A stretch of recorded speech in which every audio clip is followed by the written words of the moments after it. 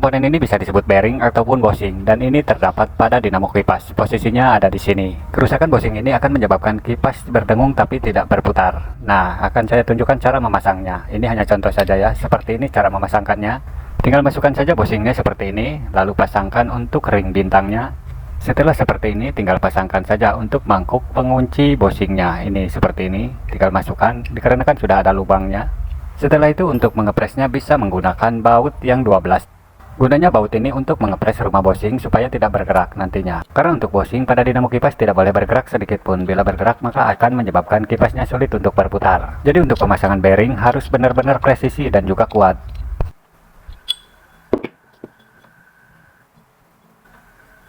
Selanjutnya tinggal bengkokkan saja kaki rumah bushing ini supaya mengunci. Dengan menggunakan tang lancip untuk membengkokkan kaki rumah bushing ini akan lebih mudah. Kalau tidak ada tang lancip bisa menggunakan benda lainnya seperti obeng yang pipih bagian ujungnya ataupun benda lainnya. Yang penting kaki rumah bushing ini bisa dibengkokkan. Untuk membuka bearing sebelum melakukan pergantian itu cukup mudah. Tinggal angkat saja dan luruskan untuk kaki rumah bushing ini. Kerusakan bushing bisa menyebabkan kipas susah berputar, bahkan kipas hanya berdengung. Kipas angin tidak berputar, hanya berdengung saja. Itu juga bisa disebabkan karena kapasitornya mengalami kerusakan. Bila kapasitor sudah diganti tapi kipas angin tetap seperti itu, maka yang harus dilakukan adalah pergantian pada bushing. Dan untuk pergantian bushing harus dua-duanya, yaitu depan dan belakang. Yang harus diingat, pemasangan bearing harus benar-benar presisi. Kalau tidak presisi maka pekerjaan itu akan sia-sia karena dinamo kipas tetap tidak akan berputar walaupun sudah diganti bearing. Pergantian bearing pun sudah selesai dan selamat mencoba.